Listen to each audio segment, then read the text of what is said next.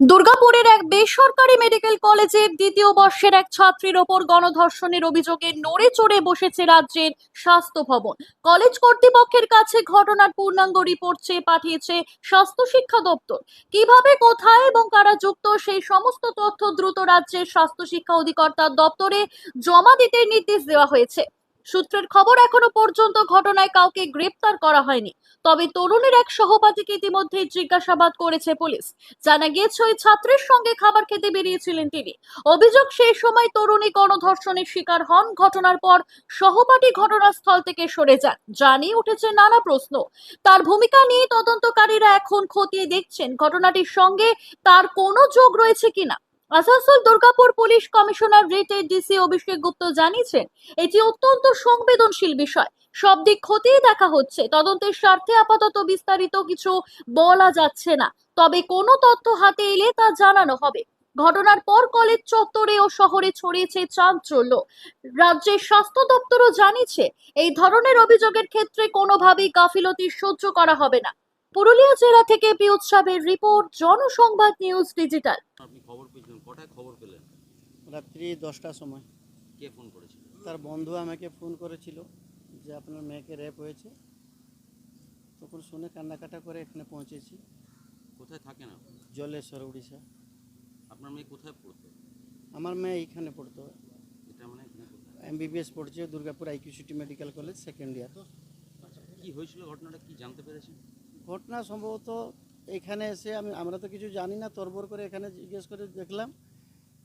এখানে 9:30 9টার মধ্যে একজন ছেলে, ওদের নামটা কি ওয়াসিম খান নাকি ওয়াসওয়ালিয়া, ও বললো গুপচুপ খাবো, চলো দেখি, সেদিকে ভুলে ওকে নিয়ে গেছে কোন দিকে? আপনার গেট কাছে। আচ্ছা, তো গেট কাছে নিয়ে গেছে। আমরা তারপরে ও কি 2জন না 3জন লোক এসে, যখন 3জন লোক এসে গেছে, ও ছাড়িয়ে সেখানে ওকে পালিয়ে এসেছে। তার মধ্যে একজন ওকে রেপ করেছে, ওদের মোবাইল ছড়ে নিয়েছে। তারপরে 3000 টাকা দিলে মোবাইল দিব বললো, তার কাছে 200 টাকা ছিল, ও 200 টাকাও ছড়ে নিয়েছে। তারপরে আবার ওই ছেলেটা আবার সেখানে গিয়ে, সেখানে 4-5 জন মতো ছিল সেখানে। যখন দেখছে ব্লিডিং হয়ে গেছে, তারপরে ওই ছেলে আবার যায় নিয়ে এসেছে। ওইভাবে ঘটনাটা ঘটেছে। এটা কটার সময় হয়েছে মোটামুটি? এটা সম্ভবত 9টা, 8টা, 8:30, 9টার মধ্যে। 8টা 9টার মধ্যে হবে। আপনার মেয়ে তো হোস্টেলে থাকতো? হ্যাঁ, হোস্টেল থাকতো, খেতে আসতো। হোস্টেলটা দূর আছে, সেই জন্য এখানে খেতে আসতো। তো এখানে তো গেটেও সিকিউরিটি রয়েছে, 8:30 9টার সময় কি করে একটা মেয়ে গেটের বাইরে বেরোয়? সেই তো কথা, আমি কি করে জানবো এদের কি ব্যবস্থা আছে, আমি তো জানি না। তার মানে কোথাও কি সিকিউরিটির ল্যাক আছে? হ্যাঁ, লেক তো থাকতেই পারে, নাহলে একটা মেয়ে বেড়ে যেত, ওতে তো রুখতে পারতো, ওরা থাকতে পারতো। হ্যাঁ, হ্যাঁ, কি বললে? বলছে যে ছেলেটার সঙ্গে গিয়েছিল সেটা কে হয়? ছেলেটা তার ক্লাস ফ্রেন্ড হয়। ও কি কোনো রকম ভাবে জড়িত আছে এই ঘটনায়? আমি কি করে জানবো, ও তো নিয়ে গেছে এইভাবে। সম্ভবত এই ছেলেটা জড়িত আছে। আচ্ছা, আর মানে আপনার মেয়ের এটা কোন ইয়ার চলছে? MBBS সেকেন্ড ইয়ার চলছে। তো কোথাও কি মনে হচ্ছে যে কলেজের একটা নিরাপত্তা গাফিলতি? নিরাপত্তা তো নেই। আমি যখন আসি কিছু সাপোর্ট আমাকে নেই। যাও ভগবান কৃপায় ওই বন্ধুগুলো আছে, আমাকে বিশাল সাপোর্ট করেছে। কিছু রেসপন্স, যে এখানে একটা ঘটনা ঘটেছে, কিছু নেই, কিছু গুরুত্ব নেই। আমি যদি যেতেও ছাড়ছে না, সব দিকে পুরো বন্ধ, কিছু প্রোটেস্ট এখানে নেই। আর চাপা তো চেষ্টাই করছে ওরা। বন্ধুগুলো যদি না থাকতো আমাকে তো মেরে দিত। আমারও জীবন প্রতি সিকিউরিটি নেই, যা দেখলাম এখানে সিস্টেম কিছু নেই, নো রেসপন্স।